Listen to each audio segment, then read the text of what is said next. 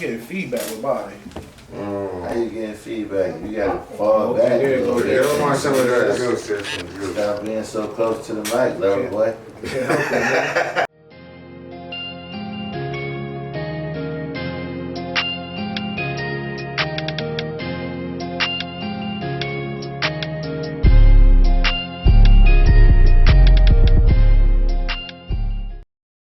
Shit.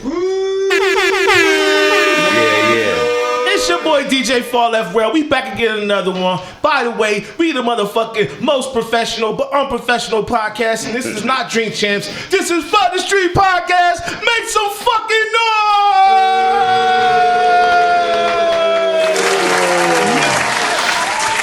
There we go.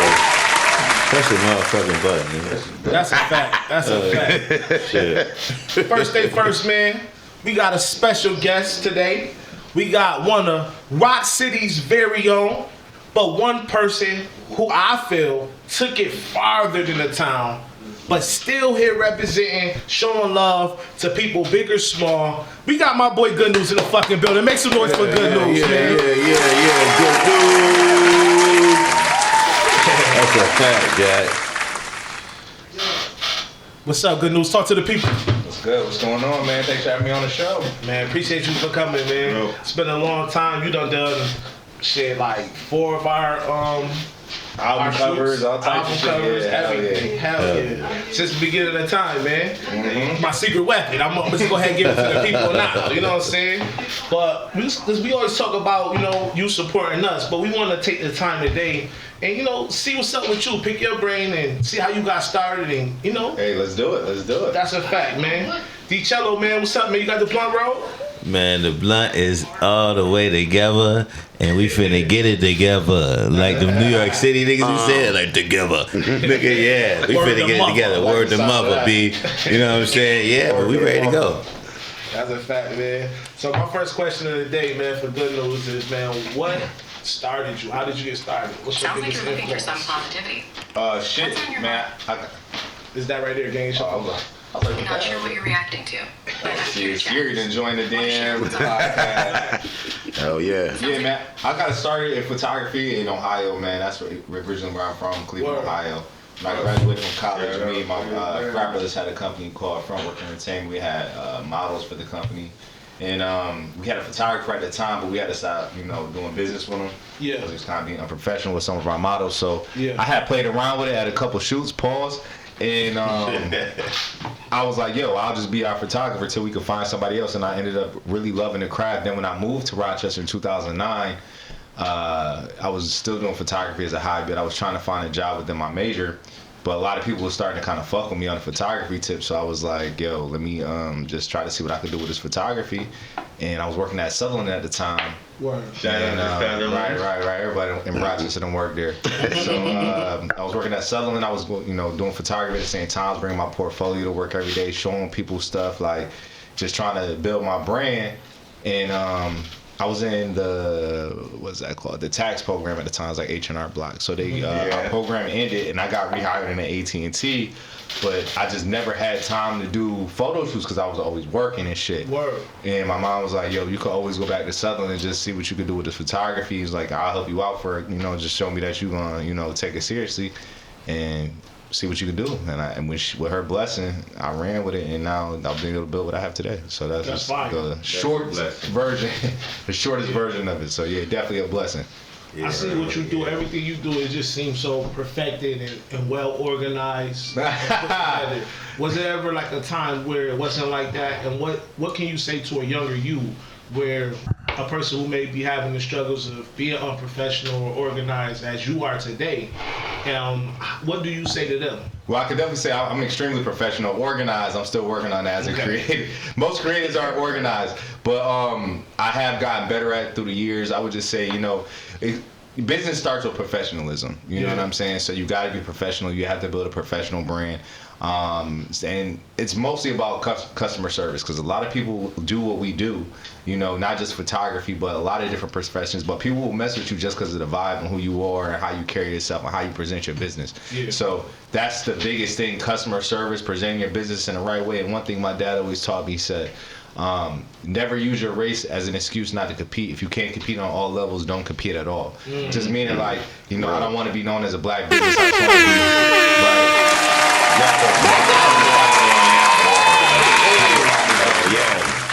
Yeah, Telling to you. my pops. Facts. But I want to be known as a business, not just as a black business, and I'm gonna develop. I'm gonna Business, deliver period. the quality of, you know, any type of business that it would be, not just a black business, not just a white business. I want to deliver the quality of a quality business. So that's what would be my advice. Is like, don't focus on customer service. Focus on your customers. Focus on you as a person, how you treat people, because you never know who you meet, and you know, always do your best and put your best foot forward. Amen to that, man. Let me chime in real quick on that, man. Like he said, man, that is one of the most important messages that you could probably even receive in life, period. It's all about the way you present yourself. It's all about customer service. It's about providing a service, whatever that service may be. It could be laughter, it could be sadness. It could be anything, but people need it. That's a fact. As humans, we need things. We need things that are unexplainable to us. And other people can provide that, like music. Yeah. Like my man Chris here, he captures beauty in single stills, being a photographer. You see what I'm saying? And then he brings laughter and joy to people's life. As a comedian, this guy's dually talented. Appreciate that, guys. You see what I'm saying? And it's right. One of my biggest things is customer service. I worked in customer service. I have for years. Shout out to Sutherland. Facts. You see what I'm saying? You learn different things in life. Sutherland, but them niggas ain't hired me though. That's fucked up. No, they didn't hire me either. That's great. Word, they hire everybody. They What y'all doing? Quinn worked there too. You know, Quinn was in there. Yeah, I didn't have a resume. I think I'm I worked on AT&T. interview. I worked on Fandango. You was probably on Intuit. I was on H&R Block when I was there. That shit was lit though. I fucked with it. It was a nice little job. They had little skibbies up in there. Yeah. Yo, so you know you basically laid your markings down with photography, and now you're moving into doing comedy. And as you go into this path, I wanna speak on the comedy, but I also want to talk more about your lengthiness inside photography. Like, I know that you done did photo shoots for not only me, but you done did things for superstars, celebrities, and things like that. I know that you had the website up and all that, and you had your work up there. But if you want to name like some of the celebrities that you work with over time, that'd be dope for our listeners. Kyrie Irving, Machine Gun Kelly, Shirley Ralph, both mayors of Rochester.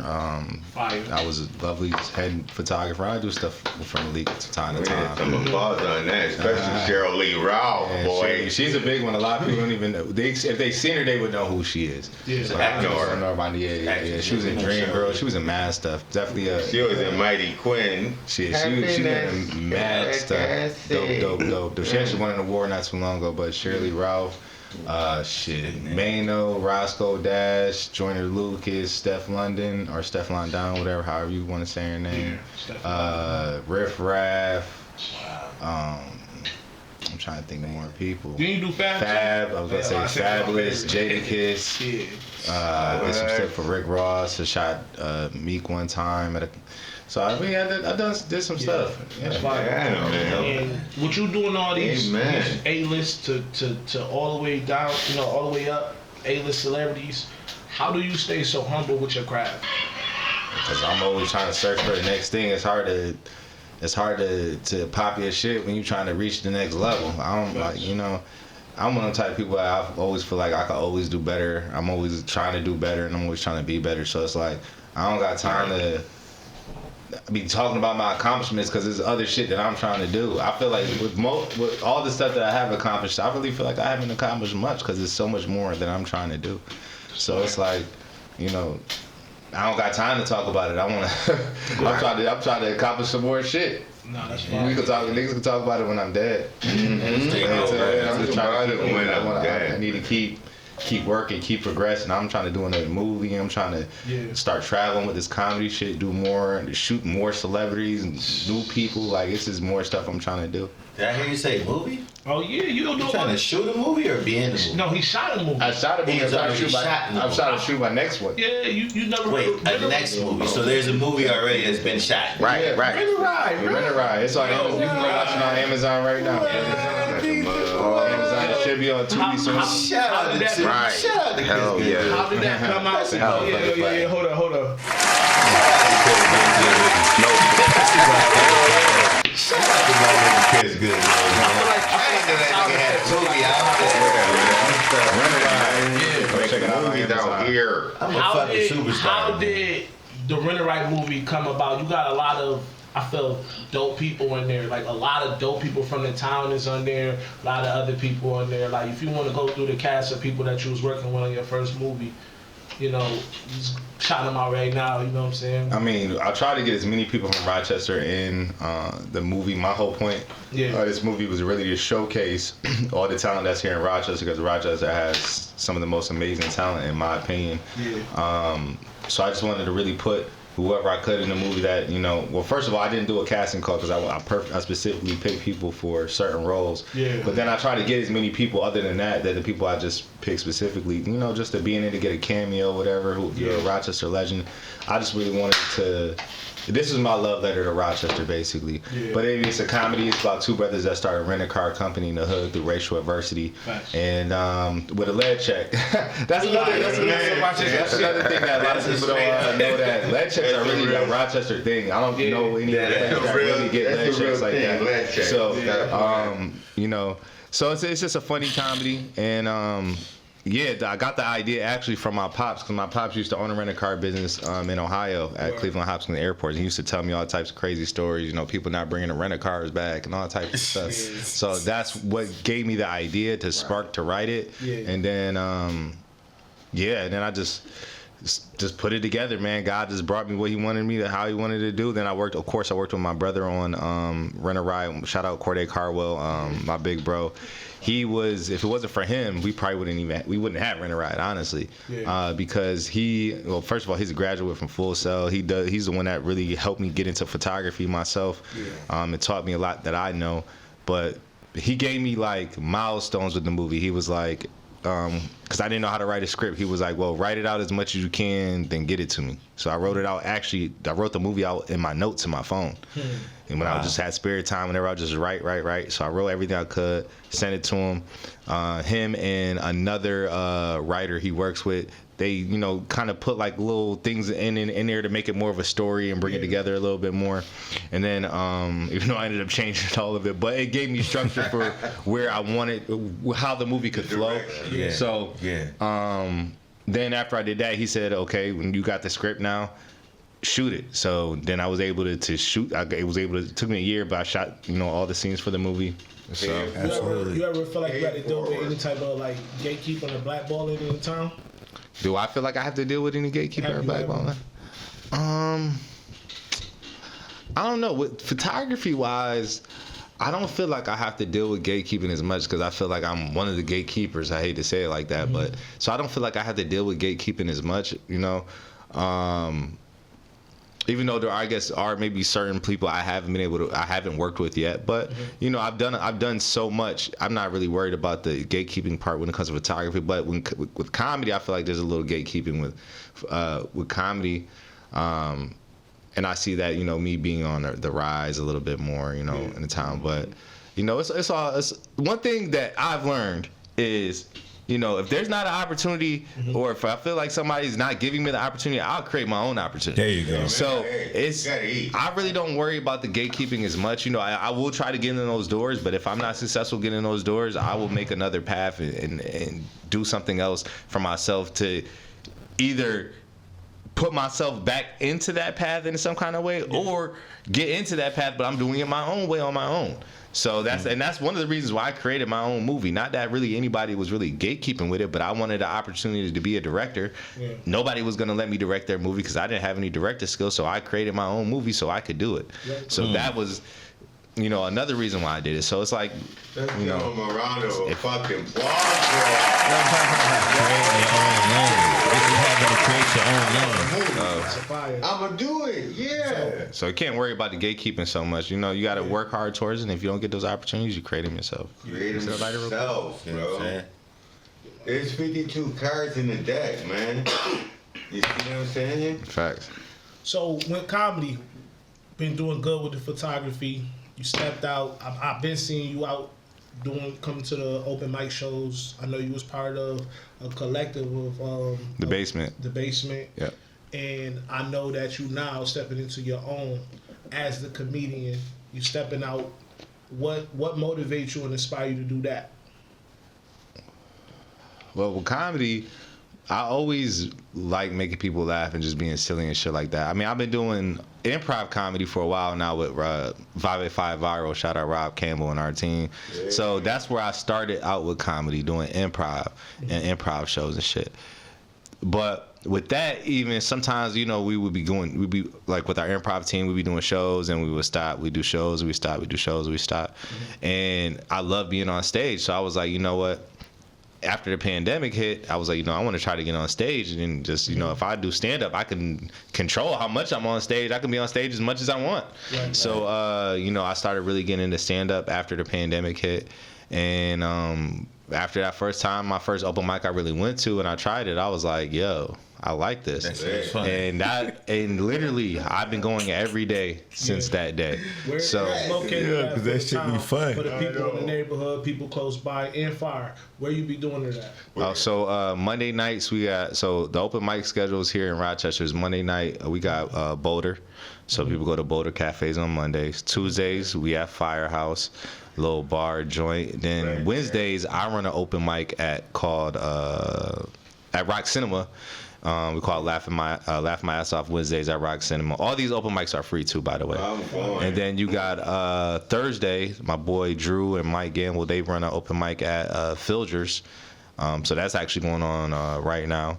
So you can go on East Ave and go to that open mic. So those are all free shows you can go throughout during the week. You know what I'm saying? It's, you know, comedians just trying to work on material, trying to get better. And then I run a monthly comedy show called the VIP Comedy Experience at the Vault. The next show is June 28th. If y'all want to come, let me know. I'll get y'all some tickets and stuff. So I do that as well, and then I bring a headliner from out of town, and we put local talent on. So I put local talent on to those shows as well too, so they can get exposure. But I've been doing those shows for about a year and a half now. So so I hit it from the open mic aspect, and I also have shows for, you know, people to come enjoy. Because shows is like, open mic is like practicing, and shows are like the game, you know. Yeah. Right. Yeah. Game time. I think that's Right. fire. I think that's fire that you opening up a whole lane for local comedy and local comedians to be able to shine and be able to get their motherfucking shine on. Is that all like on your live and all that shit like that? So Yeah, the whole world get I to got see all that on too? if you go on my especially my IG, my reels, I'm constantly posting, constantly got stuff that I'm promoting, showing clips from shows and stuff like that. But also big shout out to you know, people like Yolanda Smiles, Zach Johnson, Uncle Trent, Joel James, Gary Funk Fields, and Rob Campbell. Them, you know, those are some comedy pioneers from Rochester that really taught, Jay Real, that really taught and helped me learn the business of comedy, so I could even do these shows and be successful at it. And big shout out to them because they're big pioneers in Rochester comedy. Definitely shout out to J. Will, shout out to Yolanda Smiles. I started with Yolanda Smiles when she was doing open mics at Boulders on Genesee Street. Yeah, she's a beast now. She gave me She's a straight my beast. first scene on the performing as an artist, and then she also was giving me like kind of like a shout out when she came to my podcast. Like, Yeah, we got her headlining the VIP Comedy Experience in July. So yeah, come check her out. She's gonna kill it. Sleep easy to my boy. You know what I'm saying? I know him as Darkchester.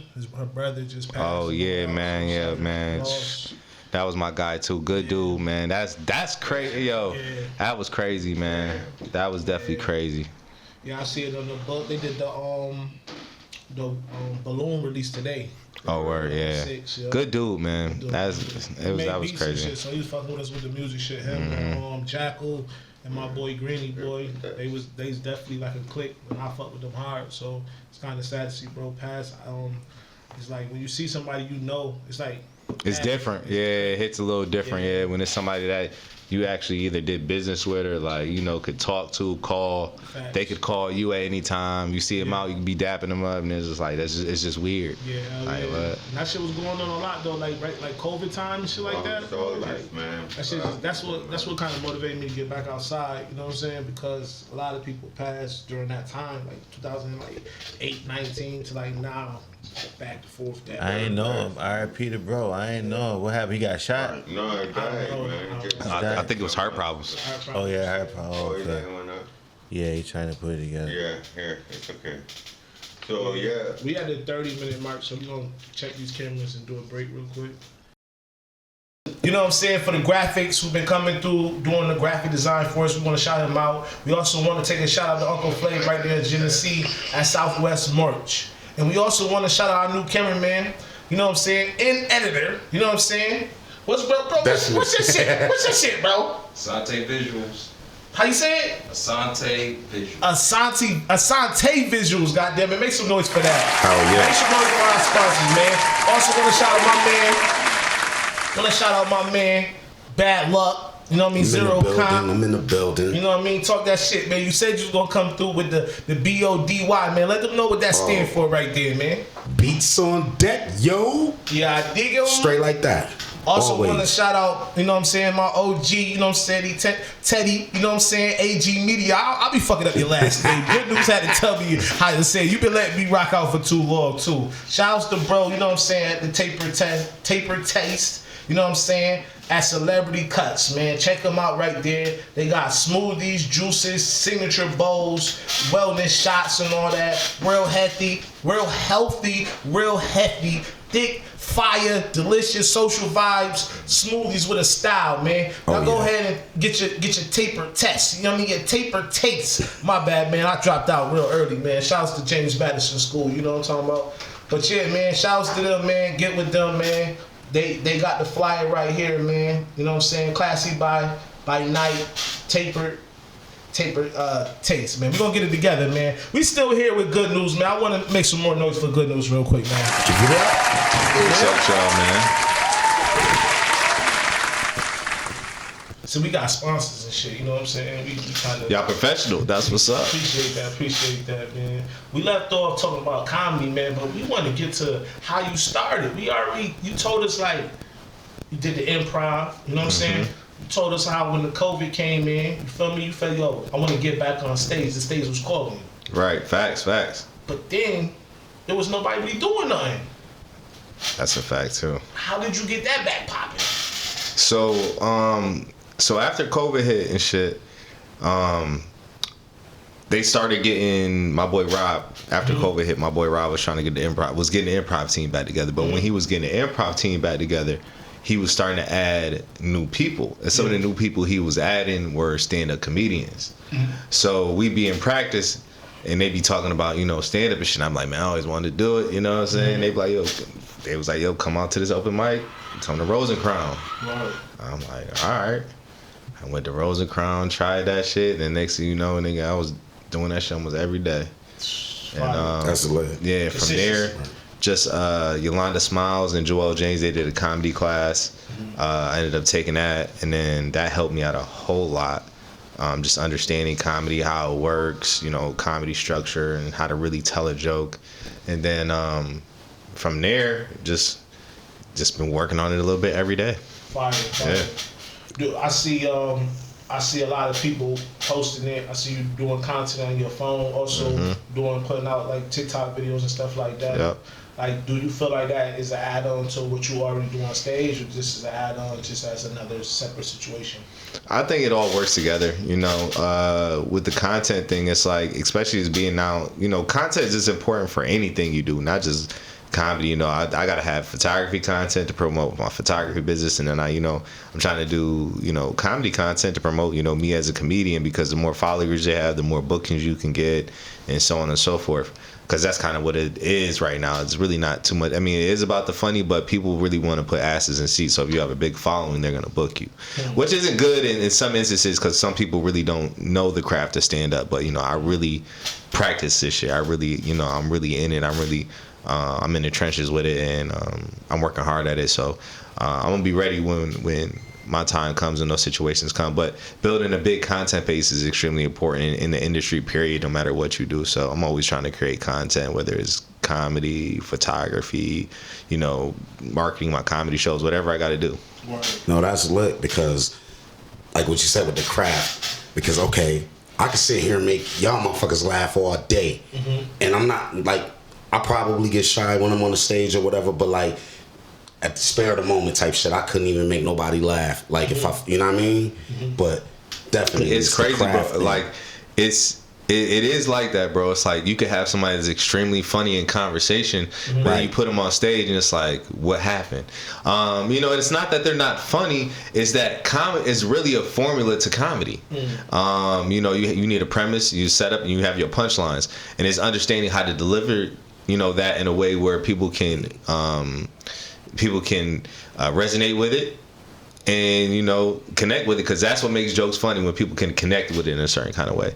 So it's like when you understand that, that's when comedy starts to kind of make a little more sense. You understand? Like, one thing I read was the Comedy Bible. That's one thing they told me to get, and that helped me out with my comedy a lot. So it's like you really have to study this shit. Study the comedians that came before you. Study different styles of comedy, because there's dope. So you got people that do a lot of act outs, and you got people that's just so straight off the wordplay. So it's like understanding what type of comedian you want to be. What's the message you want to deliver as a comedian? So it's like it's a lot that goes into it. Top 5 comedians of all times. Your picks. Damn, top 5 comedians. Yeah. The crazy thing for me is I'm constantly learning different comedians and new comedians. So it's like it's always changing for me. But comedians I enjoy watching. Dave Chappelle is definitely going to be one of the ones. I love his comedy, whether it's in movie or stand up. I love his delivery and love how he does his stand up. Kevin Hart is another person. Kevin Hart, like when I first started, like before I was doing comedy, I used to watch some Kevin Hart specials. They were funny, but when I seen him in person, that's really what made me a fan of him.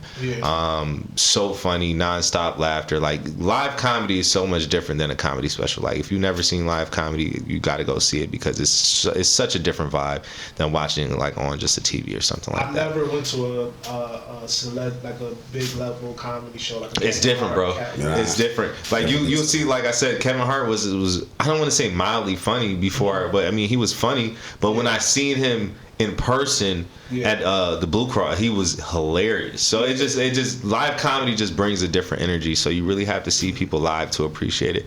Another comedian I like that I seen that delivered nonstop laughter, that's not a black comedian, is Mark Norman. He was one comedian when I watched him at the Carlson. Consistent laughter, that boy is a beast with his crowd. You know what I'm saying? He's a beast with his crowd and his audience. Like, he's a beast. Do you feel like black comedy is not a thing anymore with us going from? I was watching you ever heard of the Grits and Egg podcast? Oh yeah, hell yeah. And Broden was talking about how we don't want to hear the struggle jokes anymore. Do you feel like black comedians has extended past man, I was so broke as a kid, la la la la la. Like, do you feel like comedy for the black culture has rose past that yet, or that is still a place for that? I think it's a thing that has just been done so much. Yeah. It's like you could tell a joke. It's like you could tell a joke about the same subject so many different ways, and it's like, we've been talking about black struggle for a long time, you know what I'm saying? I think there is a place for it if you can deliver it in a way where it's creative and unique to yourself, and maybe, people can still relate to it, but it's just a fresh take on it. But I think, with the black comedians are getting more witty, you know what I'm saying, with it. Comedy's a little different than it was back in the 90s and then today.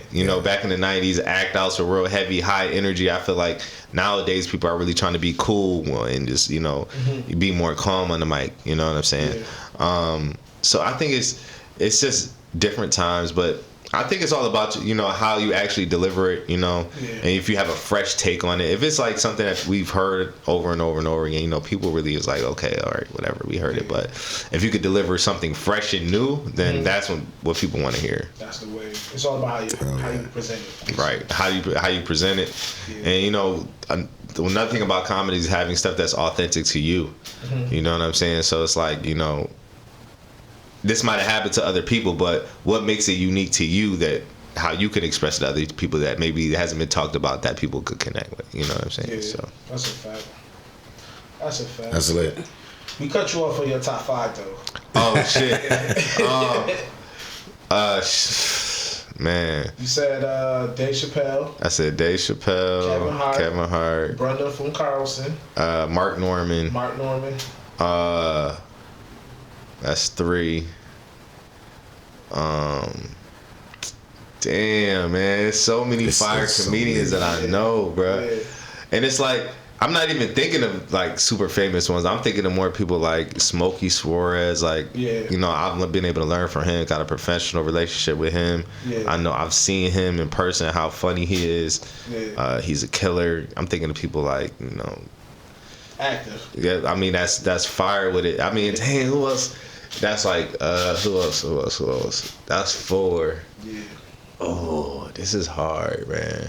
Cause I got. They not in order, you saying? Nah, this is definitely not in order. Okay. I mean, Dave Chappelle is probably number 1 to be honest, but man, I just love comedy, man. I just love the art of comedy, man. I fuck with bro from 85 South, the leader. What's his name?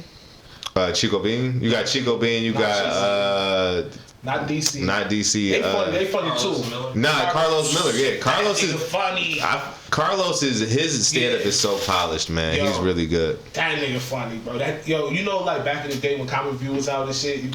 Late night, you can't watch it unless you got mom. Nah, he got a special on YouTube. I watched it a couple of times, man. He's good, man. Carlos is definitely one of them ones. Like had me laughing. Like I be on some serious shit. I went through something sad. But this nigga got me laughing again. Like, you know what I'm saying? Like, Carlos Miller got me laughing again. Like, I'll be like, oh, yeah, that's funny. I heard funnier shit than that, right? Bougie ass a fan, right? But then that nigga came on, that nigga had me dying. He funny as hell. I the fuck up. My son looking at me like I'm crazy. He never seen no shit like that before. But you just gotta go to comedy shows and check people out, because it could be somebody you never heard of before, and they will have you cracking the fuck up. Right. I'm telling you. There's so many funny people out here in this world, man. Just some people just didn't get the opportunity to be in the limelight. But you know, it's a dude that be around Zach Johnson. Scrap funny as hell too. Oh yeah, Zach just headlined one of my last shows. That's one of my comedy mentors. Zach is real funny and very smart in the business of comedy. Yeah, he funny as shit. Zach Johnson funny as shit. And he'll roast the shit out you too. That's my nigga right there. I fuck with Zach. Shout out to Zach Johnson. Yeah, man, we appreciate you for coming through, man. We love everything you're doing. Thank you, man. Yo, this has been an amazing show, bro. Vibe's been dope all the way. I appreciate y'all for having me on, man. Man. And when y'all get millions of followers, have me back on, man, because I know this is going to blow up, man. So don't forget about me, though. Don't forget about the niggas you started with, all right? That's a fact. Number that. I got it. You know that shit. Appreciate you, G. Oh, shout out your handle and all that for they know when to get with you. Okay, you can follow me at Good News on Instagram. I_am_Good News. Make sure you spell the Good News GOODKNEWS. Make sure y'all check out the VIP Comedy Experience on Instagram and Facebook. And Google me too, man. If you can't just Google me, bro. It's all type of shit. Yo, you still got the merch popping. I see you with the Good News shirt and all that. Yeah. Got a Good News apparel popping. This ain't Good News apparel, but we still got it going down. Okay. We still got it going down. So yeah, we'll get you some links for that too. We need to get in. We want to get into the movie shit. I got y'all, man. I got y'all. Y'all got all this. Street team shit. We definitely gonna get that popping. Yeah, I'm excited about that. And we also want to, if you need niggas to be like influencers and shit, y'all just copy. Hey man, this is gonna be a business relationship right here, bro. I'm ready, man. Let's get it. Let's grow together, man. That's a fact, man. Family that grow together, flow together. That's a fact. Pray together, stay together. You know what I'm saying? That's a fact. You already know, man. Good news. Remember that grind together, shine together. That's a whole fact. We out. Let's go.